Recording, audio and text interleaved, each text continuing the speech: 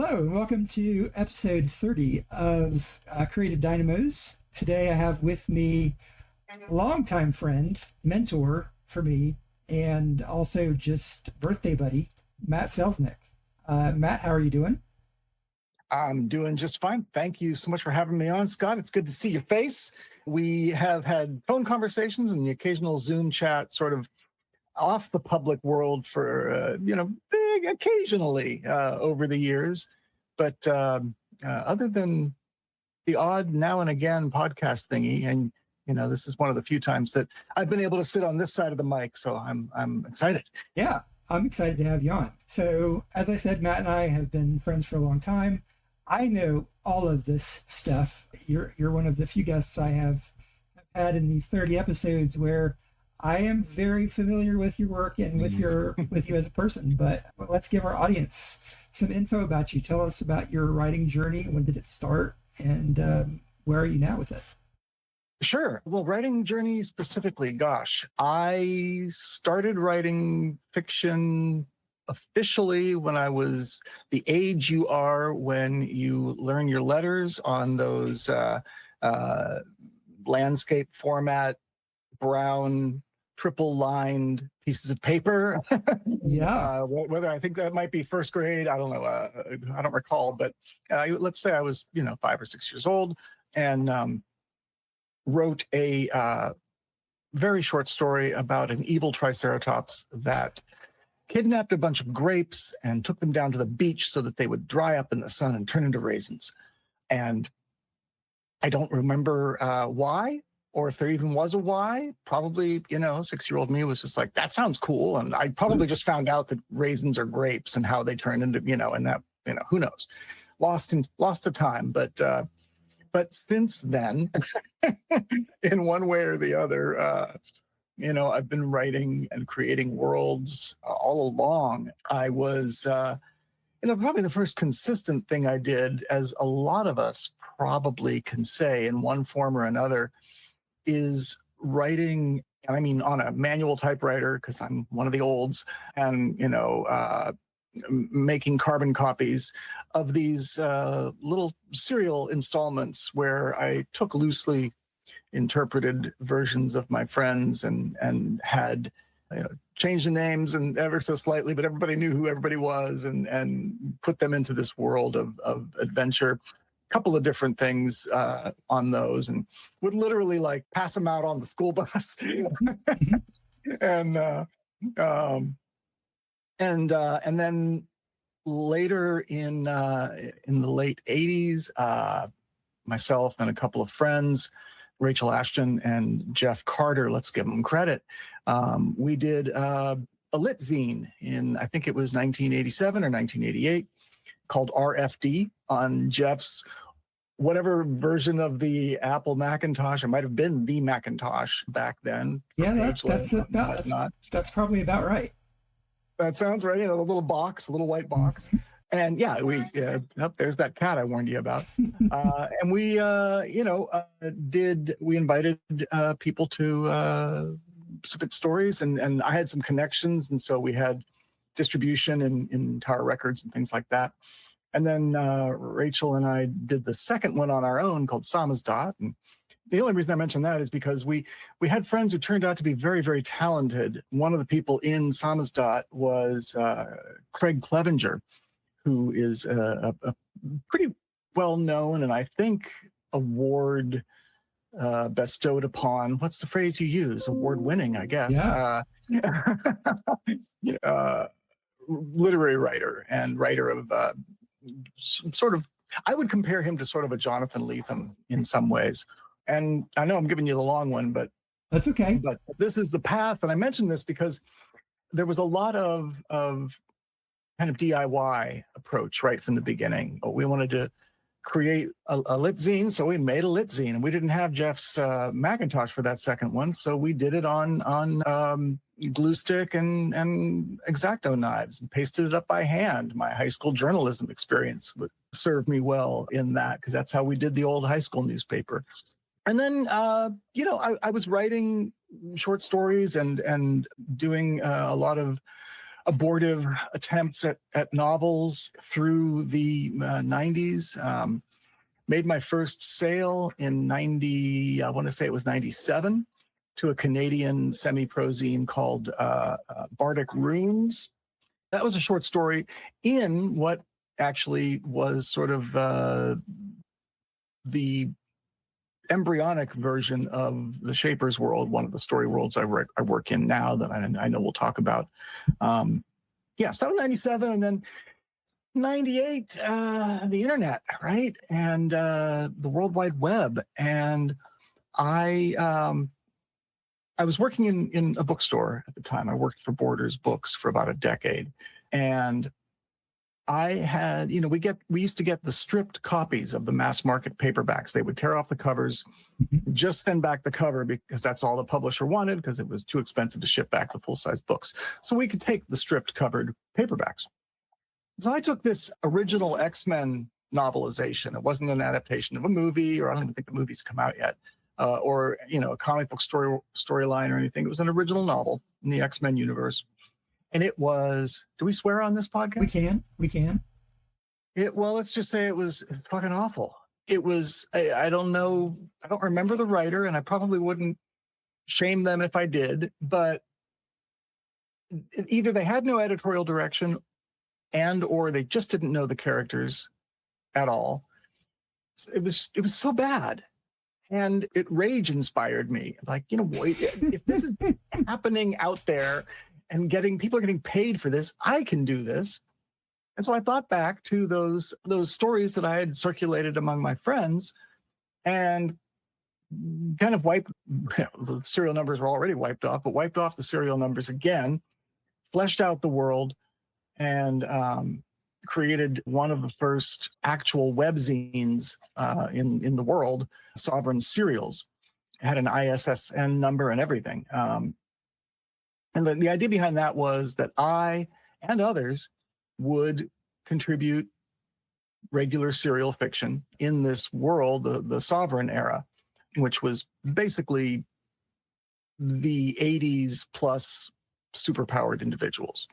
And that went on for a little while, but again, completely DIY, just decided to do it. So I did it. And, the deal there was that basically, I couldn't pay anybody, at least not at first. And the deal was that the characters stayed part of the world.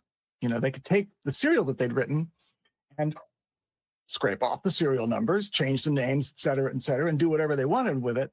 But they would have to not have any association with that story world.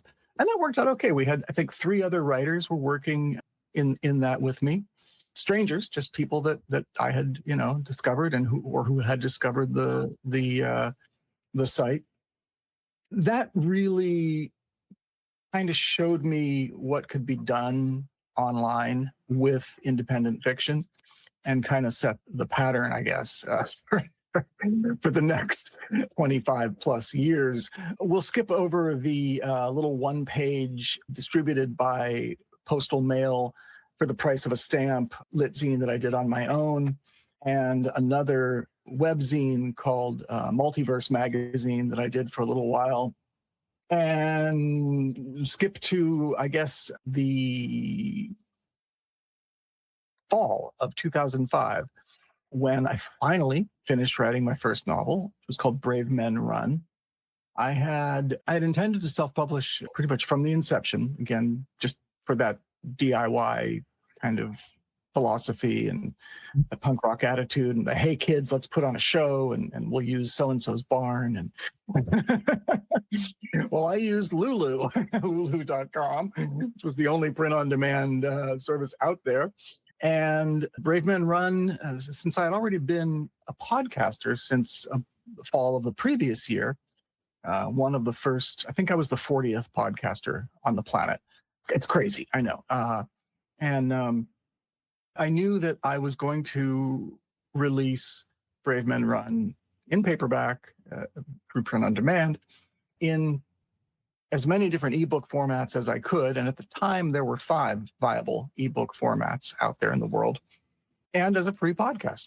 While I was not the first person to do that, releasing a novel as a podcast, I was among the first 24, I would say, maybe dozen. Paul Story was the first with his book, Tom Corvin, and gets overshadowed by the person that most people think was the first, Scott Sigler, who did Earth Core. Yeah. For his, But old Paul Story, the appropriately named Paul Story out there in the Highlands of Scotland, was the first guy to do a podcast novel.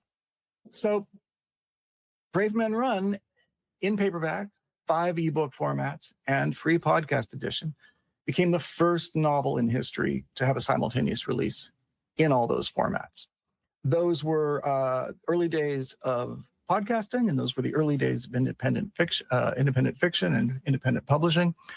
So I spent a lot of time on podcasts and in blogs, guest blogging and whatnot, and at conventions, not just promoting Brave Men Run, but explaining what the hell podcasting was and why would one give away their work for free and all that stuff.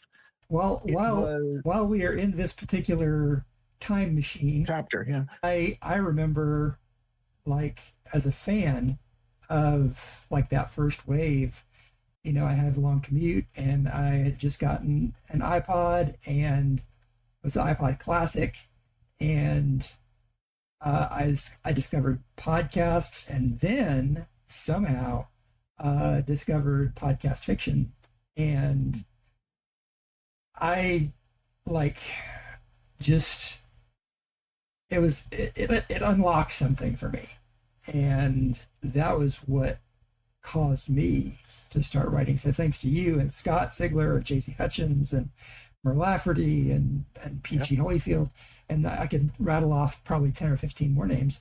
That's why I'm sitting in this chair right now, podcasting and writing, and halcyon days.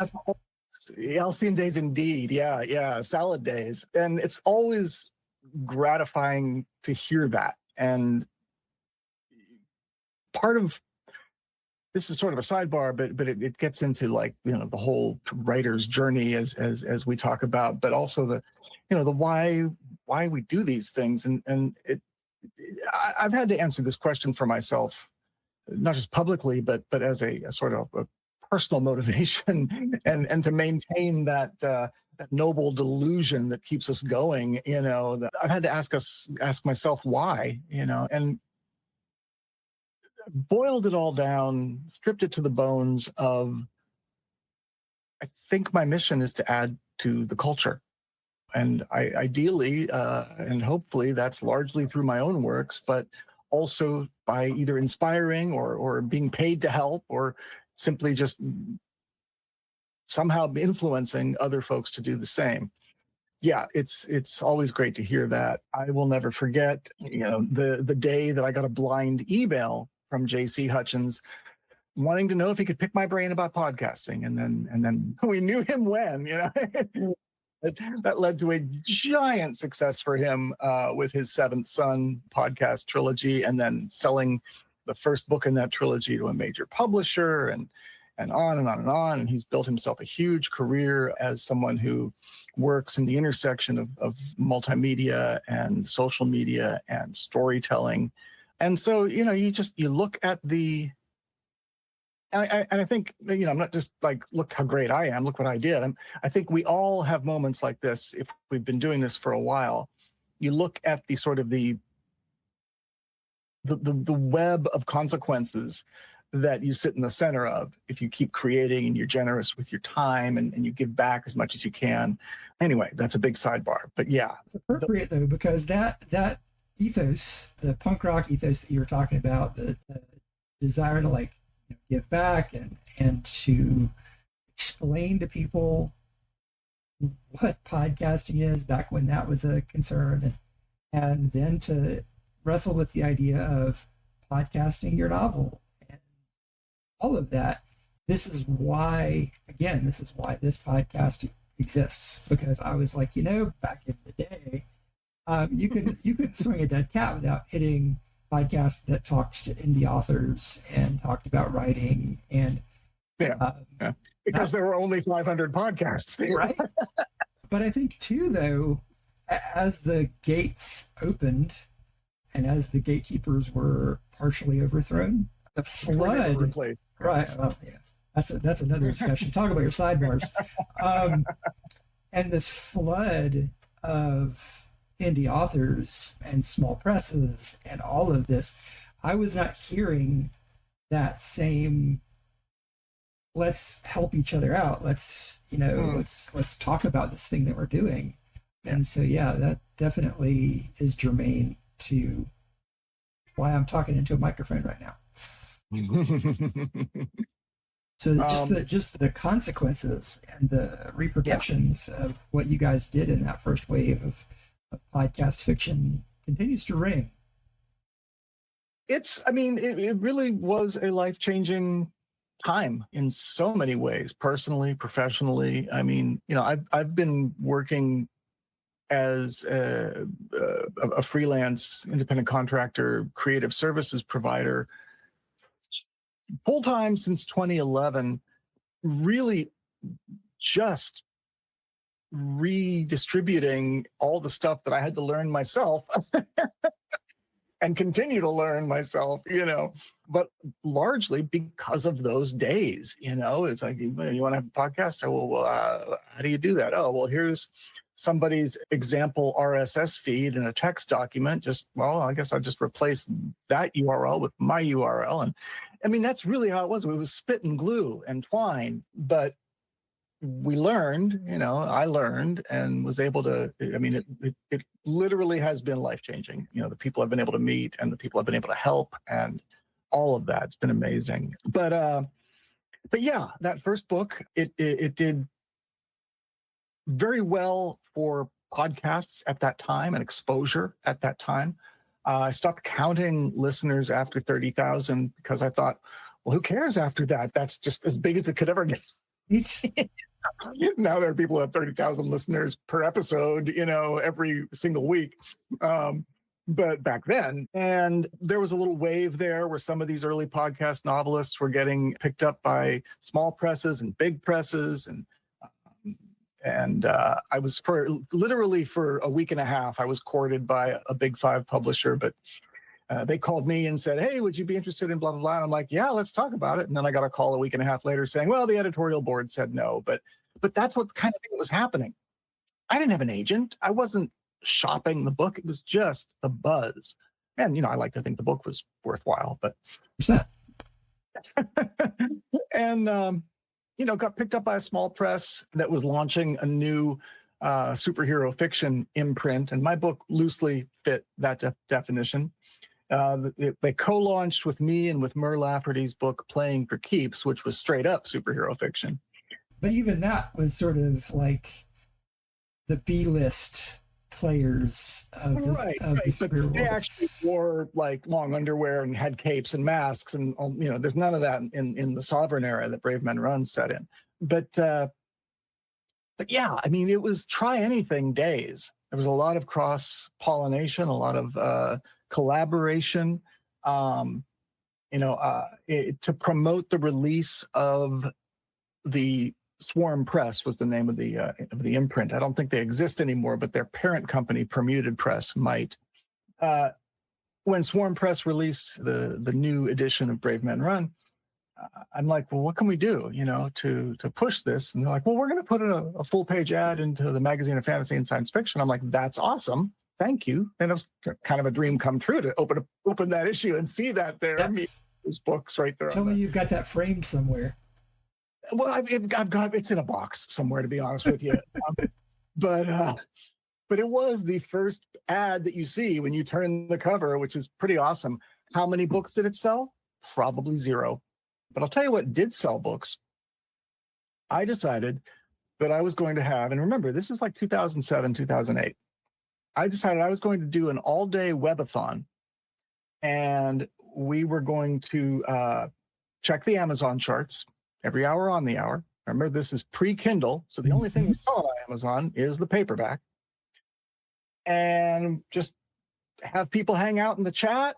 I don't even remember the platform that was used because It probably doesn't exist anymore. If this was either early days of YouTube or pre-YouTube, and there was no streaming on YouTube, there was no Twitch, there was no Zoom or Google Meet or any of that. I don't remember the platform that was used, and to fill the time between the hourly checks, I invited a bunch of my podcast novelist buddies to write short stories in the Sovereign Era universe, the same universe as Brave Men Run. And kind of a callback to Sovereign Serials, the webzine that I had started. And so they did, and it was awesome. And, people like Jadzia Axelrod and Matt Wallace and J.C. Hutchins and Mur Lafferty, and I'm trying to remember everybody now. They don't listen to this podcast, so I think you're okay if you forget some. Dollyfield, and oh my God, this is terrible. I could see his face. The solar clipper guy. Oh, Nathan Lowell. Thank you very much. Yeah, and they all contributed stories, and I read one every hour, and then subsequently released that as an anthology. And I'm still paying those guys royalties every year or so. Wow. As soon as it's worth paying them, I pay them. Sure. But we made it to number 53 on the overall Amazon bestseller list because of that, because of the excitement, because of the grassroots support. I had a listener, viewer, reader who took their day off of work so that they could hang out during that thing. Another person who was using the probably very, very sketchy 2007 Wi-Fi on a train as they traveled from here to there. It was amazing. And I don't really know what there is like that anymore on the web. But that was the feel and the flavor. And from there, I did a Kickstarter for the second novel in the Sovereign Era series called Pilgrimage. I had a bit of a dry spell, minus some short stories and things. And then the next novel that came out was Light of the Outsider, shifting gears into a fantasy setting that I've longed to write in since I was probably, 19 or 20 years old, 18 actually. And that's kind of where my primary focus is now, in the Shaper's world, story world. It's kind of I would call it a realistic fantasy setting, completely secondary world.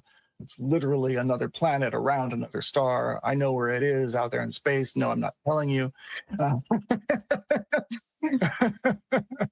And in as much as I'm able to focus on fiction these days, that's my primary focus these days. And I don't know how long that took, but I think that brings us up to date.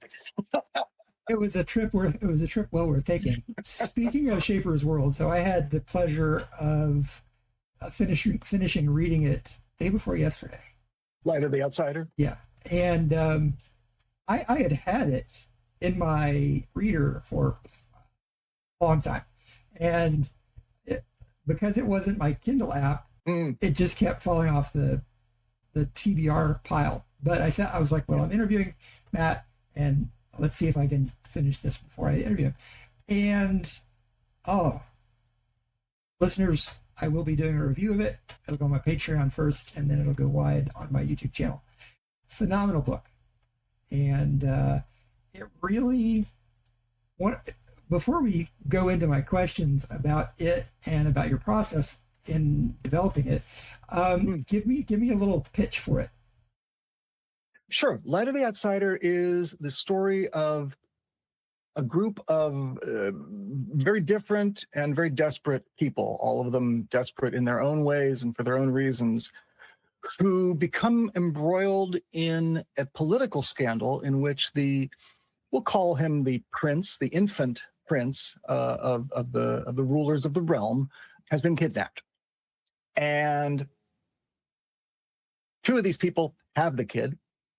Some of them are trying to get the kid back for good reasons. Some of them are trying to get the kid for bad reasons. They all have reasons that are absolutely necessary for each one.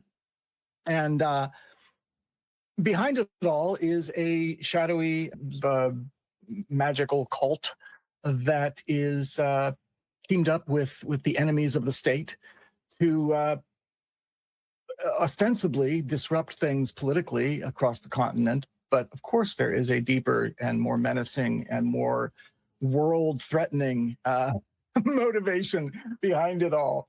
I would call it if we want to use the parlance of the day, I would say it's a gritty, realistic, low fantasy thriller crime caper mashup.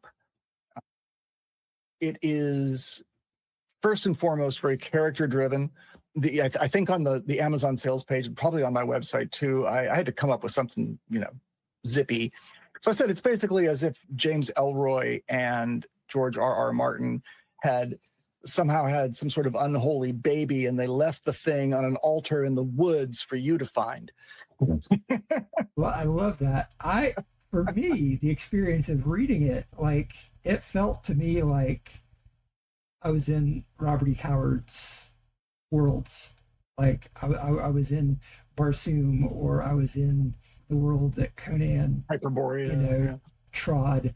It's that kind of, although Barsoom is arguably sci-fantasy, science fiction. Joyce Burroughs, the Mars books. But this felt like that kind of old school pulp fiction, but with the added benefit of having characters that weren't cardboard cutouts. Thank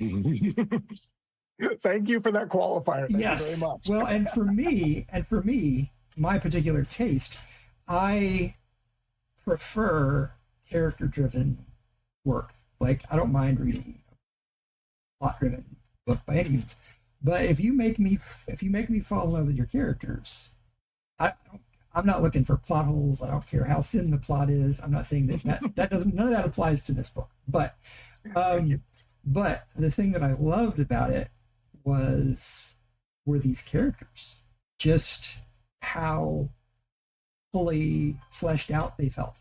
And added on top of that was this kind of weirdness in the best possible way. And maybe it's probably because, as you said, and this didn't occur to me, but it takes place on another planet, in another solar system, or another universe. Not universe, but galaxy. And like, for the chitin, the weapons made out of like chitin, and these creatures that you developed but never quite described, leaving it to the imagination of the reader. Did you have that kind of old school pulp science fiction, fantasy, sci-fantasy kind of thing in mind when you were developing it? Yes, but let me, surprise, let me elaborate. Yeah, please do. I mean, if you look at the cover, it is very deliberately, in terms of like the color scheme and the typography. And I told my cover artist, and it's going to happen again. I'm going to not think, I really should have prepared and written some of these things down. I haven't. Tim Shepard. I told him that about this vibe that I was going for is, yes, the mass market standalone fantasy books from the mid 70s to, I would say, the early 80s, where you don't need to read 13 books to get to the end of the story, where it doesn't have to be, 700 pages. Thank you for that, by the way. Yeah. Made it possible to get through it before this interview. Yeah. Well, no, I think about Michael Moorcock. I think about Ursula K. Le Guin. I think about Roger Zelazny, especially Roger Zelazny, or Fritz Leiber. These folks could write these lean, economical, but utterly immersive fantasy works. And, when I was in the prep stage for that novel, when I was writing character backgrounds and figuring out the beats and all of that stuff, we can get into that part of the process if you'd like. But yeah, we'll get there. I very intentionally started reading, not necessarily even in the genre. In fact, not really at all in the genre. I sought out beautiful works of fiction. And, that's very subjective, but I wanted to soak in it.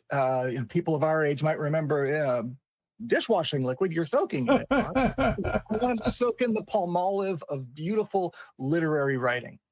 And so I wanted that sort of that hybrid, because if you read some of those pulpy or the new wave of science fiction, but there was a fantasy side of it too in the 70s, and the new wave started in the late 60s. But those authors that I mentioned, that style of book, there was an attention to the prose.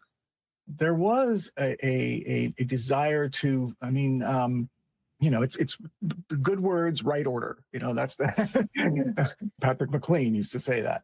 And so that's definitely what I was going for. And I definitely wanted to have that look on the cover. It's a digitally painted cover, not AI, human person from New Zealand, Tim Shepard. Seek him out I think he's probably still on DeviantArt. He's probably eclipsed or gone beyond the stage where he's doing book covers, but what do I know? And that's what I wanted. I wanted that look, and I wanted it. There's all sorts of marketing things you have to consider too. It's like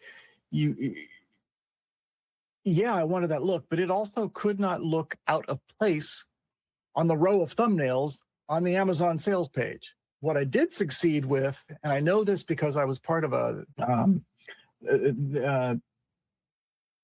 I don't know if it's Humble Bumble or something similar to that. There's maybe you can put this in the show notes. There's a company that puts out bundles of books, very much like, and I was part of a fantasy collection bundle put together by Kevin J. Anderson. And when I look at those books, I'm like, all right, I made the right choice with the greens and the yellows, because it stood out like crazy. And you have to think about that. But it was definitely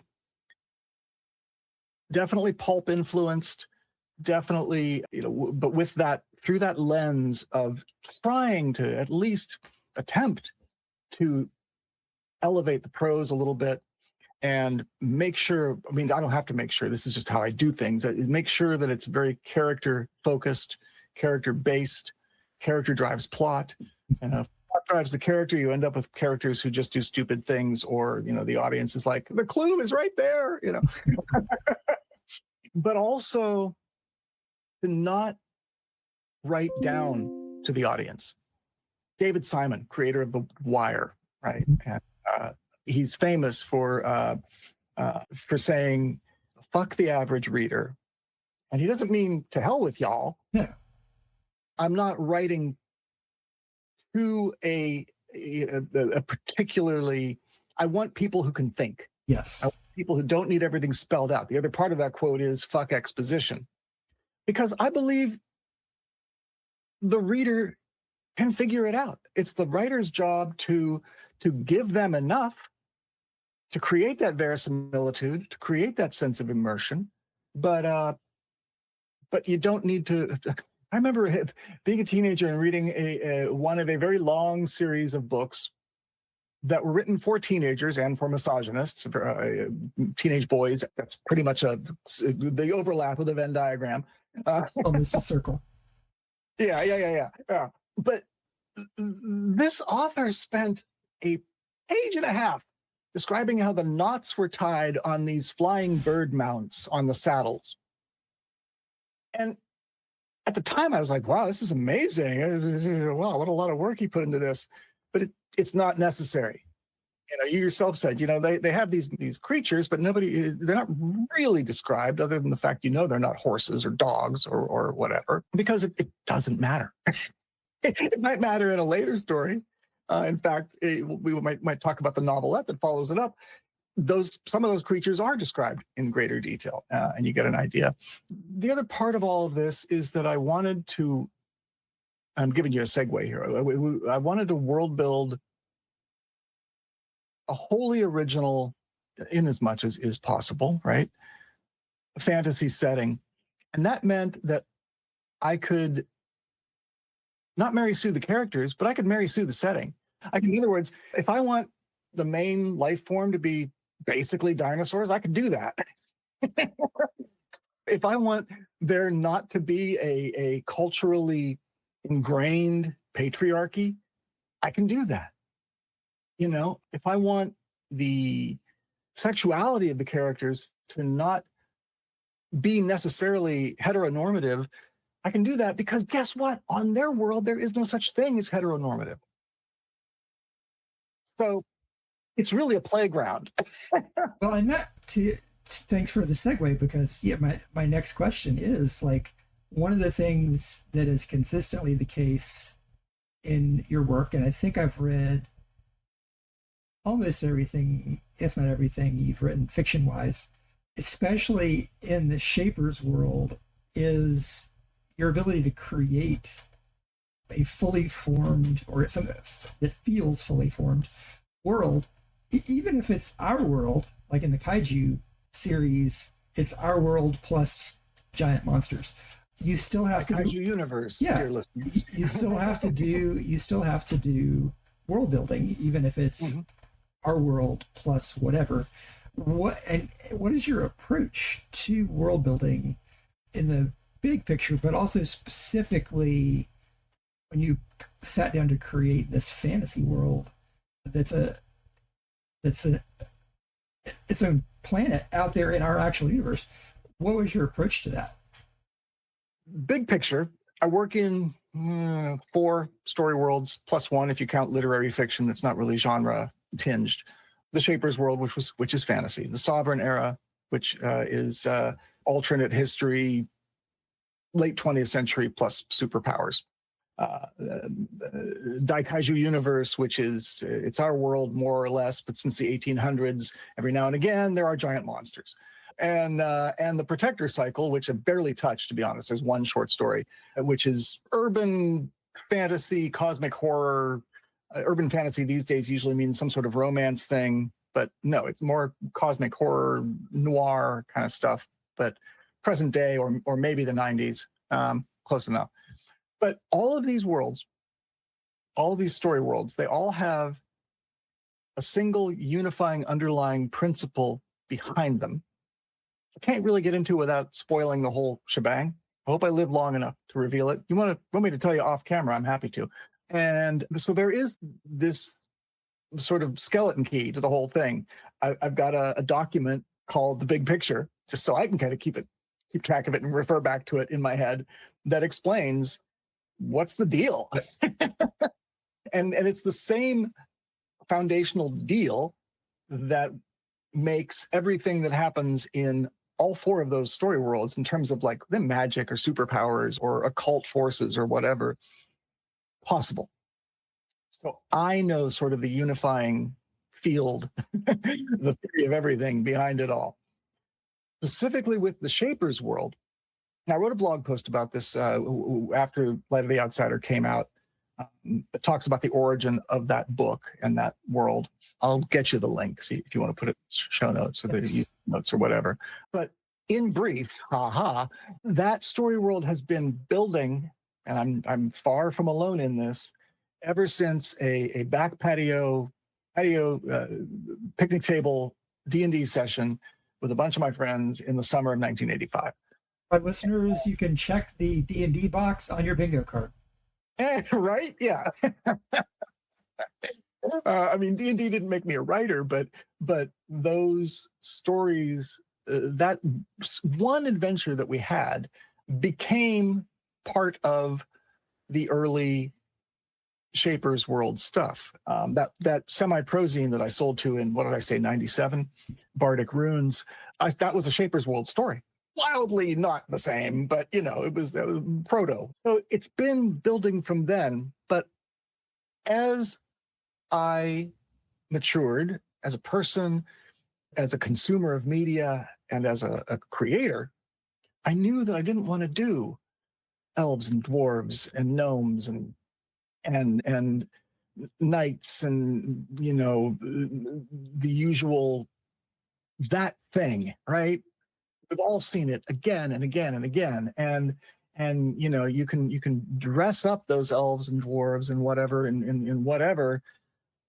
I also didn't want, if it's a fantasy world, if it's not our world, then why are there horses? Why is there why are there the monarchies and feudalism and all of that stuff? Or change the setting. Fine. Why are there samurai? Why are there besides the fact that they're cool? Like, well, sure, yeah, they're absolutely cool, but to me, those things are, it actually takes away from the verisimilitude from me, because, all right, well, this is just our world with a skin on it. And so I started to pull away from that and think about what, and if you look at the early handwritten notebooks as I'm brainstorming all of this stuff in the late 90s or early mid 90s, it's, well, the dwarves live here and the forest people live here and they do this. And it's not, it started off very derivative. But, as I said earlier, if this is going to be my playground, I might as well make it with toys that I want to play with. And the world itself, I used as so often, these things often start with a map. And I used a piece of free software developed by Joe Slayton called Wilbur that was a terrain, really a fractal generator, basically, but specifically designed to create terrains and continents and worlds, and complete with processes for erosion and all of that stuff. He was later hired by a company called Pro Fantasy to build their product called Fractal Terrains, which is a much more polished and cleaned up, and in some ways more limited, but more on focus application to create computer generated worlds. So basically in Wilbur, you hit the random, you set some perimeters, you hit the random button, and there's a world will generate on your screen. I did this, I don't know how many times, until I saw something on the screen was like, oh, I mean, this might seem strange, but I was like, oh, I'm home. That, especially the central continent that literally appeared directly in the middle of this, 2x1 image, equirectangular map. The central continent was just perfect, and that became Cabrith, which is the where so far and probably for the foreseeable future, all of the action is going to take place in the Shapers Cabrith on the planet of Gundi Fahe. And I had the world, and of course, folks who have done world building as a hobby, for your role-playing game, for your books, you know how deep into the imaginary weeds you can get. To the point where you don't actually write the book, you're just saying. That's the thing. Yeah, I call it procrastination. You're doing something that feels like you're creating something, and you are, but it's probably not anything you're ever going to be able to ship. And the stories that are supposed to take place there, it's easier in a way. Oh yeah, it's less challenging and less emotionally draining, perhaps, to world build than it is to write fiction. But that's the place. And once I had the world, and once I kind of saw where the climates were and the biomes, concurrently with, remember, all this time, these years, I'm writing Shapers World stories and Daikaiju Universe stories, Sovereign Era stories and Daikaiju Universe and all that. So then I realized, okay, well, they're not elves, they're not dwarves, they're not Homo sapiens, but there are 3 species. You only see one in 2 things that I've written so far. And they're all hominids. So they're all genus Homo, but they're not Homo sapiens. They are 3 branches of humanity that exist on this world. Why? How? Can't say. I mean, I know, but I can't say. Sure. Hopefully we all know things that our readers, hopefully we as writers will all know things that our readers probably never will. Yeah, well, yeah, and you will eventually if I live long enough to write the 6 pole novels in the Shaper's world, it gets revealed. But and then I was kind of off to the races because, well, just starting to think about, okay, this is a world that these Sophont species are not influenced by the history of planet Earth. What are they influenced on?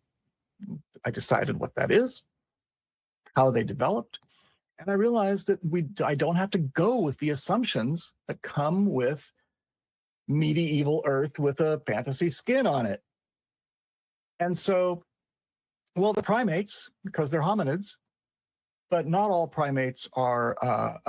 What's what I'm looking. They're not all hierarchical. Well, they're all hierarchical, but they're not all male centered. They, in fact, for the and this is really inside baseball because I'm not obvious about this in the stories. I think it is communicated in their behavior, the decisions the characters make, the relationships they have. But the Magan, the closest to a human recognizably, they could walk down the street. They're a little taller, maybe a little leaner, but you'd think they were humans. They, at the genetic sort of behavioral level, culture erases all of this. There is no mono. That's the other thing. There's no monoculture on this planet. But they're closer to bonobos, where sex and expression of affection and all that stuff isn't necessarily just between males and females. It's not necessarily just to procreate. And if you have that, then you probably don't have a patriarchy. If there's less sexual difference between dimorphism, it's the word I'm looking for, between the males and females, then in terms of like strength and aggression and all those things, there's less reason for a patriarchy to develop, right? Kept extrapolating from that. And it reveals itself in subtle and not so subtle ways. In Light of the Outsider, and this isn't really a spoiler, the Empire is co-ruled by a man and a woman. We're just going to call them man and woman. And but it's not the king and the queen where, usually if it's king and the queen, one of them is subordinate. Not in this case. The characters that we meet when the novel first opens, not great people. To say the least. But yeah, to say the least. But I hope that it can be kind of gleaned that they had a throuple in their past. What in the parlance of the story world, in that culture, would be called a triple bind knot. In this case, 2 women and a man. There's a little bit of that, at least in the background, influencing things in The Perfumed Air at Kawanatag Bay, the follow-up novelette. But I'm not writing queer fiction. I'm not writing, that's not the point. It's just how things are. Sure. And it's kind of like in other genre novels, people would be like, well, how come there are no gay characters? How do you know? It doesn't matter for that story, And so all of this is in the world building. I have, based on those ideas and just some wish fulfillment, really, like the fact that most of the life forms are basically dinosaurish, because it's fucking fun for me, Going from those core concepts, it really is just extrapolation. And then the expression of that in the books themselves is keeping all of that in mind when I'm thinking about the cultural structures and thinking about how the characters would interact with each other. But, and this is a mistake that I think we see a lot in fantasy and science fiction, is the aliens, so-called, or the fantasy races or whatever, they can tend to be a little monolithic because at some point the author has decided, well, this race is based on cats. So they're going to be, they're going to snarl and they're going to purr when they're happy and they're going to, well, culture smooths a lot of that out. my dog's a Labrador. She loves to grab things while we're on our walk, and she will bring them all the way home, put them on the porch, and come inside because it's in her genes to be a retriever. If she was somehow a bipedal, culturally enabled sophont, sentient species, that's not what would probably happen all the time. And even take that even further, I'm sure on the continent of Cabrith, there are societies that are patriarchal, that are matriarchal, that go astray from that because no culture, no species, if it's intelligent and they have culture and there's been enough time, they're just not going to be uniform. No all desert, all jungle, all forest planets. Same thing with the races, species on that planet. Kind of a soapbox for me. I hear what you're saying 100%. Like and that's the thing that makes it feel, that's one of the things I think that makes the whole book, or books, because I've read both of them, not just the Shaper's World, but all your books, more or less, you're immersed in this setting because you've put that level of thought into the setting and the culture now, and how having kaiju in your universe would necessarily affect the culture. Having dinosaurs that you ride instead of horses would necessarily affect some of what you did. Yeah. Well, I'm glad it's working, and because that's a big part of. I mean, as a reader, I've always loved the stuff that is immersive. You know, I remember the first time I read Watchmen by Alan Moore and Dave Gibbons, and you know, if you imagine having no exposure to that, no movie, nothing, you're reading the graphic novel for the first time. You don't have to wait a month between issues. You're pouring into it brand new. And I remember stepping away from that and feeling like, crap, if I look at a newspaper today, I half expect it to reflect what I've just been reading. That was how deep in it brought you. And I've always loved that. So I guess it's I don't know how else I would want to do it. The trick is executing on that. And if I'm successful with it, which I'm glad I am with you, I think it's because, again, I'm not putting people in the story in media res, but I'm putting them in the setting in media res. I don't think you need to have it all explained to you straight away. Plus, it doesn't matter to me if, you know, I say field hopper and you picture one thing and I picture a different thing. I pictured kangaroos for what it's worth. Very much so. I was going back and forth between giant grasshoppers and kangaroos. They're, and they get described a little bit more in the Perfumed Air at Quantum Bay, but they are basically hydrosaurs, what we used to call duckbill dinosaurs, that are more, you know, hopping is one of their modes of locomotion rather than, you know, they can be on all fours, but they also, you know, when they get up to speed, they hop. Other than that, they're basically cow horses. But anyway, but yeah, I think that the reader is, I've got a saying that if people listen to my podcast or they've talked to me for any length of time, they've heard this a million times. I write things for people who like the kinds of things I write. So I'm just trusting that the reader is going to be good with it. They're going to be able to keep up. They're going to have patience enough to get there. I think that because there are enough touchstones, and because you don't burden us unnecessarily with a bunch of details or all of these new words that we need to learn. There's a few. Yeah, I mean, so I have a rule. It's a rule for me as a reader, and it's also a rule for me as a writer, which I'm now actually having to apply to myself because I'm writing my first fantasy novel. Well, I don't know if it's going to be a novel or not. It's going to be however long it's going to be. But if you have something in your world that looks, acts, and smells like coffee, call it coffee. And yes, I'm looking at you, Anne McCaffrey. Hers was coffee plus cinnamon. But even when when you name these things in your Shaper's World series, whether it's the creatures or the material science stuff or Mm-hmm.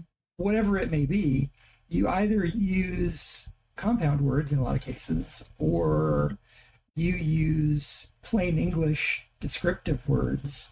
Now, yeah, there are a few. There's a very small glossary at the back of the book, but I didn't need it. Like, context clues were everything, and you were consistent enough in your execution of these new conlang words that I picked up on it. But when you are in a situation where you have to make decisions like that about getting into the real nitty gritty, like creating new language or at least new linguistic rules, how do you go about doing that as an author? Because one of the things that I won't say I struggle with it yet, because I haven't hit that part in my own fantasy novel where it's that big a deal. But like, you, at some point, you have to make up some words, and they're going to sound silly because they're made up. But frequently they don't. In this case, like, I think you did you had some rules. It seems to me you had some rules in your mind for consistency. How did you go about creating that part of the world, the language part? Yeah, there's two approaches that I'm taking with this. The first is that the viewpoint characters, for as much as it matters to the reader, are speaking English, right? Because it's so. However, again, they're not from our world, so they don't have our history, so they don't have our idioms. They don't have, when it comes to naming things, they don't have our etymology, right? And it's hand waving to a degree. It has to be, but so the compound word thing I struck upon because most words that we use are compound words from another language. Most things that we've named, right? Or they have their root word, and then over time it's evolved into something else. So it's kind of a shorthand that does double duty, right? So field hopper, by context, you discover that it's a thing that maybe a beast of burden, maybe it's a riding animal, and probably lives in a field, probably hops. Right? That's enough, right? That's enough until it matters, until there's actual interaction with these animals that the character. Most of what I write, if it's not in first person, then it's in close over the shoulder, in the head, third person, and in Light of the Outsider, in both of Light of the Outsider and the Perfumed Air at Quanantag Bay, I bounce section by section between different POVs, different characters. But so if a character is seeing something, experiencing something, and you're experiencing it through them, then it's time to describe something, right? Then it's time to go beyond the name of whatever this thing is. With the made up words, where they are actual, like Quanantag, what the hell is that, right? Well, I've very few rules, and I'm going to need, unfortunately, to make more. This is kind of just in time world building, but in the next novel, I need deeper knowledge of the landscape. I need deeper knowledge of a number of things. So I've got some rules about suffixes, especially with names. I have it. You might have noticed in Light of the Outsider, in both books, really, there are some people who have maybe one syllable names. The people have two syllable names, not usually three.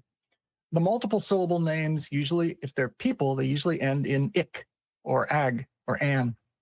Those are naming suffixes that mean something.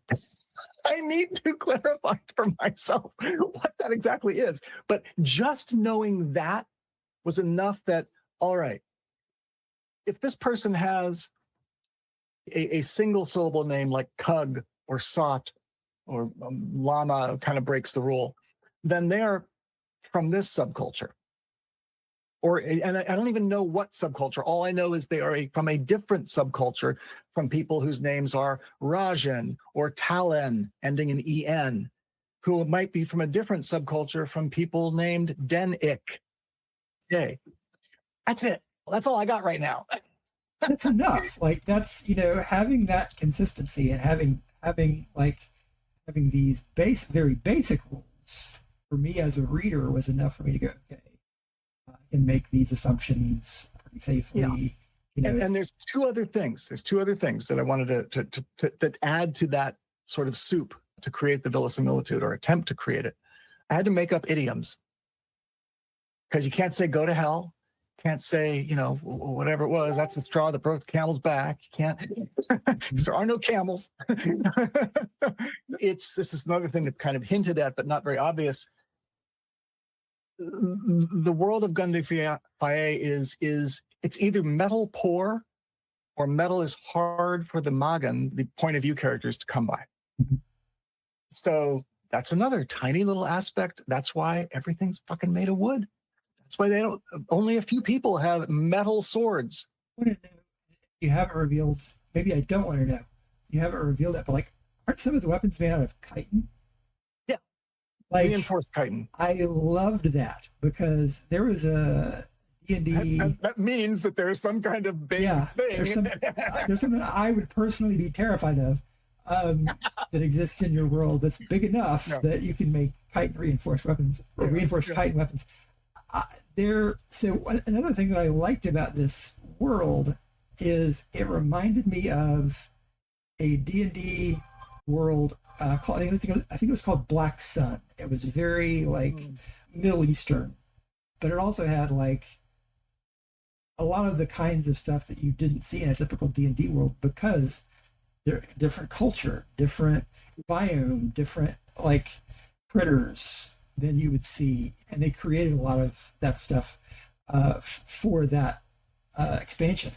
And I loved I mentioned the weirdness earlier, and this is part of it. We don't have that here, thankfully. I loved that. So yeah, that was having the descriptive language that talked about the Sky Stone axe. Yeah. Obviously, that means for you to know. All right, that's meteorite iron. Yeah. So, and all of those things about something as sort of tangential, which it's not really tangential because it's important, as how they manufacture their weapons and armor. And their armor is hide and woven reeds and things like that. I was like, okay, so yeah, metal is hard to come by here. And how does that impact all of this? The rest of this stuff. Well, and so one other thing on the language thing I wanted to mention is that, and this is just it's a trick, okay? The low-class people use contractions. The high-class people don't. So basic and not original to me. Yeah. But so easy. And the Skystone thing, well, I hope that it serves double duty because, you thought of meteorite, which means that metal isn't mined, it's obtained, and it came from somewhere else. So again, these tell you, even subconsciously, little details about the world, about the characters, about all of it. It's just dashes of spice here and there. The most fun I had, or I'll say great fun that I have, is coming up with idioms for these things. Things for the characters to say. Alternate names for things that are their slang. I don't think it made it into Light of the Outsider, but it was in something else that I'd written, an unfinished serial called Walk Like a Stranger that's set in this world, where it's been too many years. I don't remember why they needed this word needed to be used. Maybe it was an insult, but it's stink flower. Yes, and that's in can confirm that's in Light of the Outsider. Yeah. Okay. All right. Okay. I couldn't remember, but basically it's a baby's asshole. And when I was reading, and this is one of those things, like this was just me, like somebody else may have like been like, okay, I know what it is. I saw that and I took it very literally. And then I read the glossary, which was a lot of fun in and of itself. And I was like, oh, that actually makes a lot of sense. Anyway, yeah. So it's all, yeah. I think that, and you made the comparison to spice, and I think that that's advice that we can pass on to other writers, like things like this that are important and that set tone and world build, etc. If you think of them as spices, then perhaps you will not be tempted to overdo it. Yes, exactly. Yeah. Yeah. Because I think it happens to the whole, but without each of those dashes of this and dashes of that, the whole would not be the same. and I loved this is just, pardon me, listeners, I'm just going to gush over this book for an hour. I loved all the string and rope imagery and the path imagery. I love the idioms that you came up with because they were very poetic, and that gets back to earlier what you were saying about the language of these books is very beautiful. Like you've created something that is unique and beautiful and not like a lot of other fantasy novels that I've read.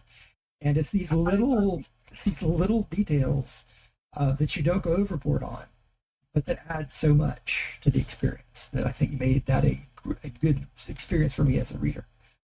That's mission accomplished. To me, it's a double-edged sword because it's extremely hard to find readers for this kind of stuff because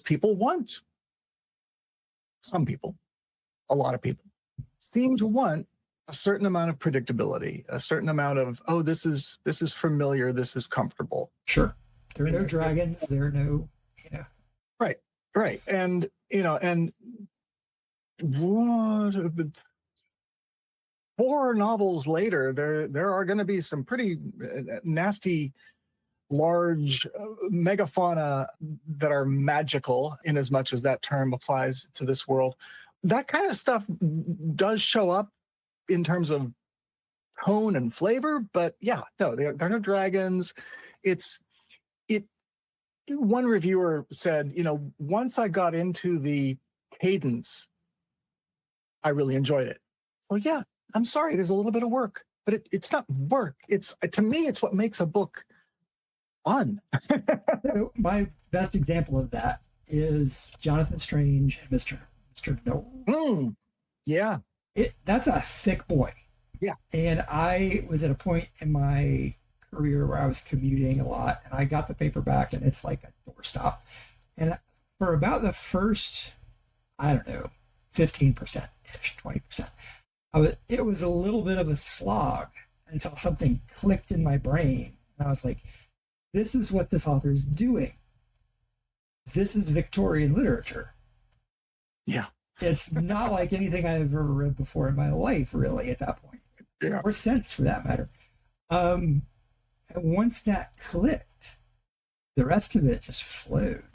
And I think that there is a little bit, like, I will say, it took me, once I realized a couple of key things about the world, I was like, okay, I'm in for this ride, and I want to see where it's going to take us. So yes, I will say that for some readers, yeah, I can see where it would be. Work is not the right word I would use, but no. like an adjustment period. Or hopefully, if you go into reading this book from what you and I have been talking about, like that. But I went into this book, I was just like, okay, the only thing I really knew was you wrote it. And I was like, okay. Right. So I think that if I had preloaded some of this stuff, it probably would have been less of an adjustment. But because it's not a typical fantasy novel in a lot of the tropes, although there are some certainly tropes that oh yeah, always going to be present in this kind of thing. Because of those different, once I kind of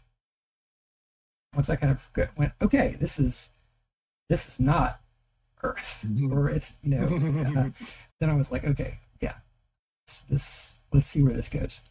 The thing that I love about your writing in general, it's very much on display in this. And I think that is your stories are just so very, and the only word I could come up with was human. And by that I mean like these people are real, quote unquote, real people. Like they have good things and bad things, and they're broken in a lot of cases. You like to write about broken people. You probably know that. um, and I love that. There are no perfect people. And everybody's got their own motivations. And that was another thing I loved, where the interplay of motivations for this caper, if you want to use that word, Yeah. that all the different characters were on. Like everybody had their own thing, and necessarily want other people to know about it. And I don't want to spoil anything, so that's as much as I'll say. But because these were all these deeply flawed, very interesting people, one of the pieces of advice I give to people that I hope if you write fantasy that you'll take is you need to ground your fantasy in reality. Yeah. Whatever that means. Like that's going to mean different things for different people. If you're going to write a story about a giant trash monster in the middle of the ocean, that's for example, apropos of nothing, you need to have things in this story that the reader can plug into, and again make the transition from our world to this world easier. And one of the things that you do to do that, I think, is you create these just very three-dimensional people. You populate your world with them. And that's complicated and difficult. You always center your stories in the humanity, these characters. And that's true of even like, I loved, the name escapes me because names in normal human names, bad enough with those, much less character names. The guy that was like this priest of death. Pagog. I loved him. Oh, I loved him. Fun to write. Oh, a lot of fun to write. But so even like the bad guy who was just like so evil and strange, but there was still that humanity in this. And these aren't humans, as you've said. They are, but they're not. Close enough. I mean, they are humans. They're just not Homo sapiens. How do you develop your characters and keep that sort of genuine emotional connection? Because that's the other thing. Like, there's just such an emotional connection for me. And again, that's a sign that you did something right. To these, with your reader, these characters connect emotionally with your reader, hopefully. How do you accomplish that? So I guess all I can say, what I'm attempting to do and what I'm thinking about, if the result is that I've accomplished that, freaking great. So first of all, I'm writing for humans. Yeah. So humans got to be able to relate, right? No matter what the subject of the story is, humans have to be able to relate. And since, again, speaking specifically about the Shapers world, and they're not our species, but they are a type of human, right? Just like Neanderthal was a type of human, Homo habilis was a type of human. Mm-hmm. And so this kind of gets back to what I was talking about before, is we are all hominids, we are all primates. So we all have kind of these core things, pattern recognition, which has over time and over evolution extrapolated itself into the very act of telling stories. But we all, so they are human, right? Everything I write is about what it means to be human, which is really, I mean, come on, that's probably all of fiction. You would hope so, but no. Well, but I mean, I really do think it's a human reflecting on themselves about being a human, even if the story is the most superficial tripe, that's just as close to the mirror as that author could get or chose to get. Yeah. So, I forget who described writing as using lies to tell the truth, but so everyone has the same. We don't all have the same experiences, but we all know certain things. We all know joy. We all know lust. We all know love. We all know these core basic emotions. And eventually, we all know the experiences that create the emotions. We all know grief. We all know loss. The form those take might be different. But, there's a character in Light of the Outsider who is like just a poster child of survivor guilt. And we may not all feel survivor guilt, but again, you live long enough and you know what loss is, you know what grief is, and you know how it affects you. And even if you don't, you understand it because, hello, we're humans. So now, I it's kind of like when you watch these documentaries on YouTube now is mostly where they are, and they're 3 and 4 hours long, and eventually and this was probably not possible for these people, so it must have been aliens, right? Newsflash: we've been human beings for 500,000 years, as smart as we are now, as clever as we are now, as full of yearning and imagination and everything that you feel right now, it's nothing new.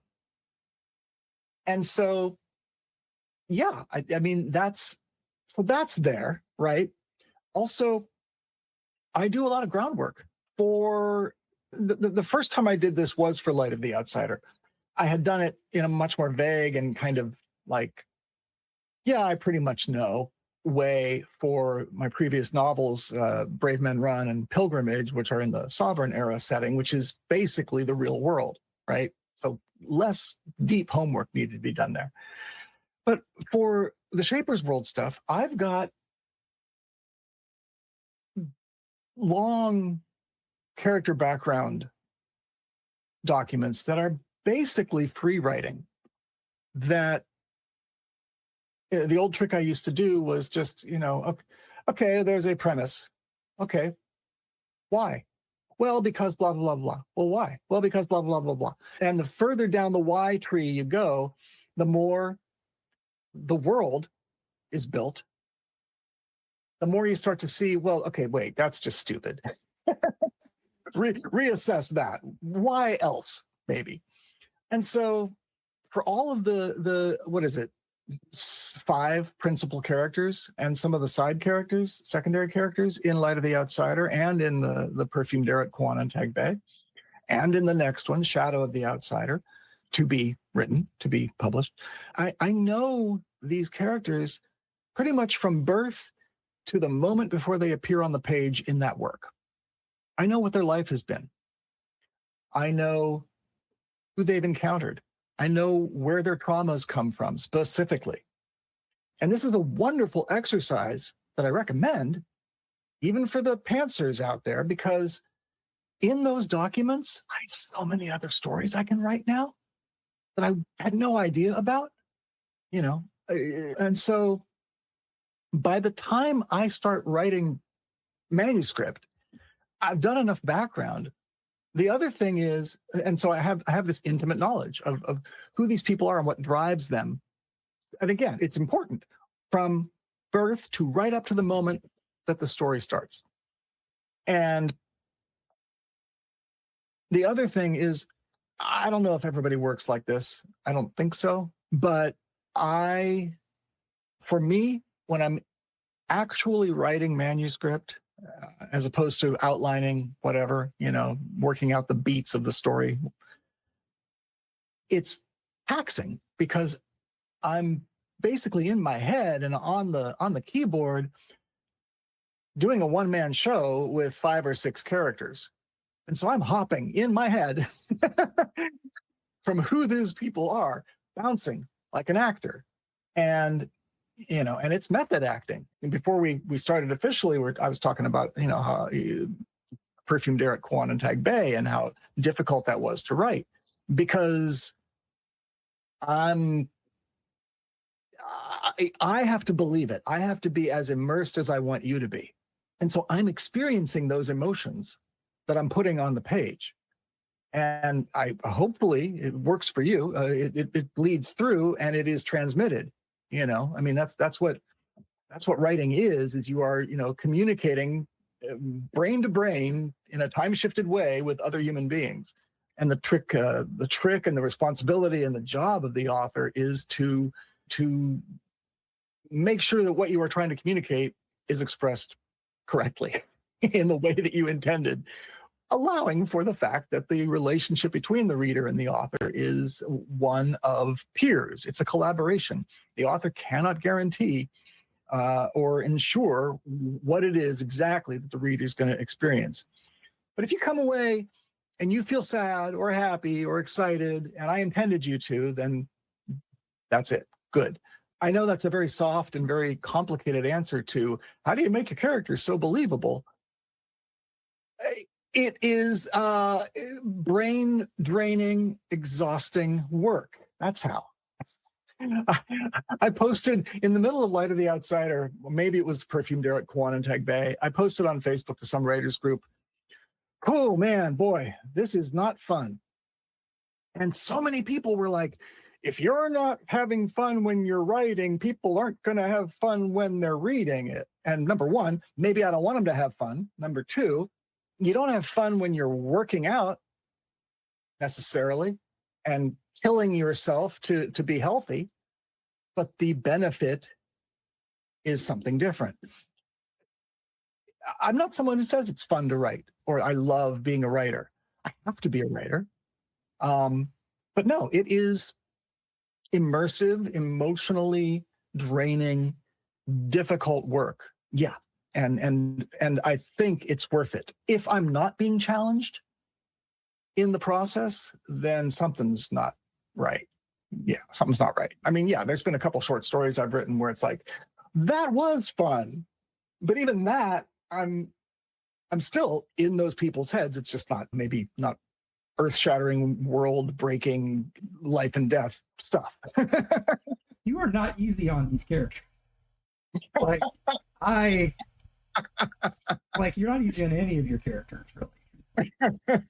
Like that whole meme of, I wouldn't want to meet my character because I'd be terrified what they do to me in you don't want to meet the author. Yeah, you don't want your characters to meet the author. But yeah, and I think that to what you said about fun, there's different kinds of fun.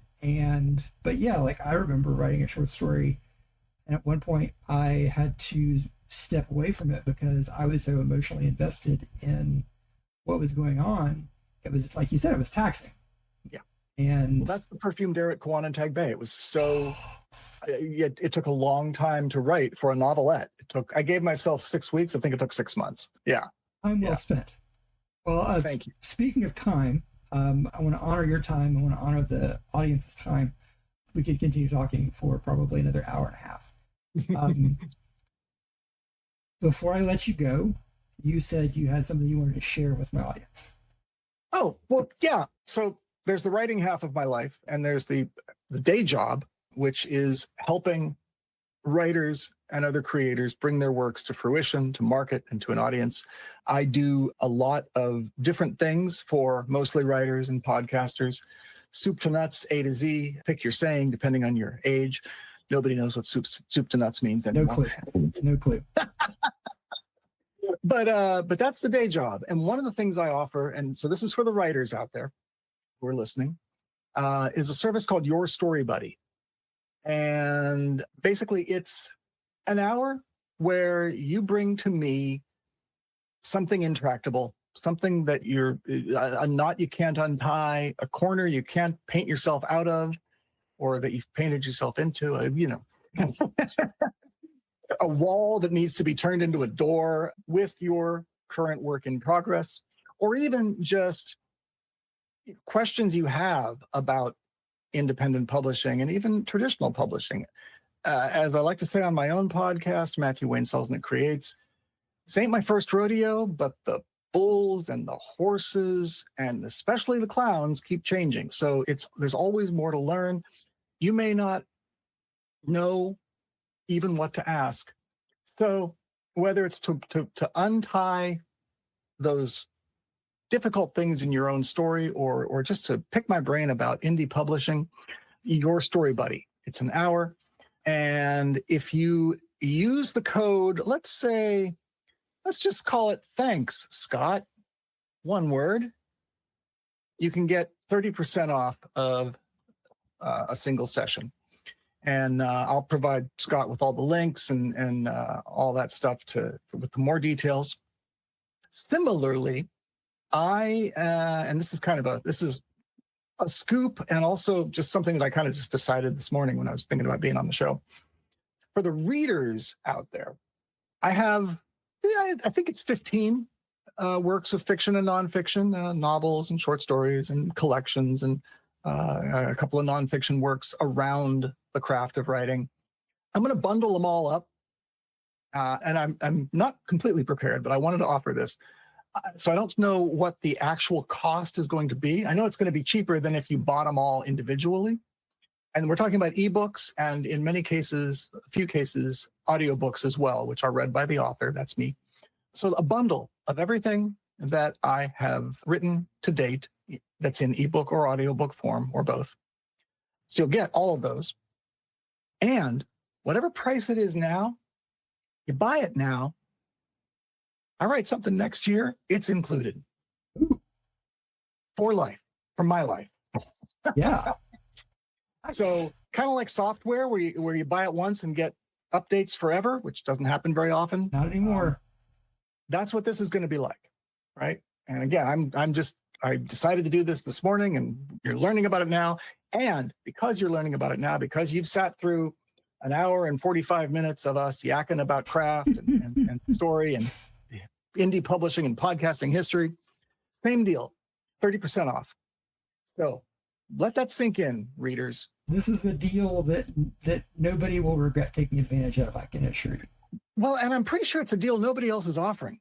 Everything I've written to date in ebook and audiobook format. And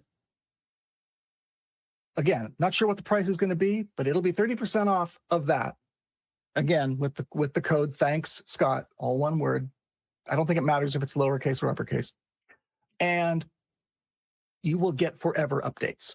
For as long as I have your email address, you'll get forever updates. I write a new novel next year. If it's in ebook and audiobook format, which it will be, of course, you'll get those.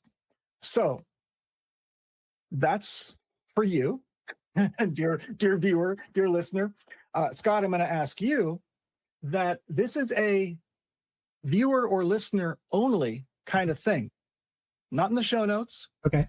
Not in print anywhere. Mm-hmm. You got to actually have been here with us. Sat through all of our meandering. Yeah. And hopefully, there's been some value to it and to get that. So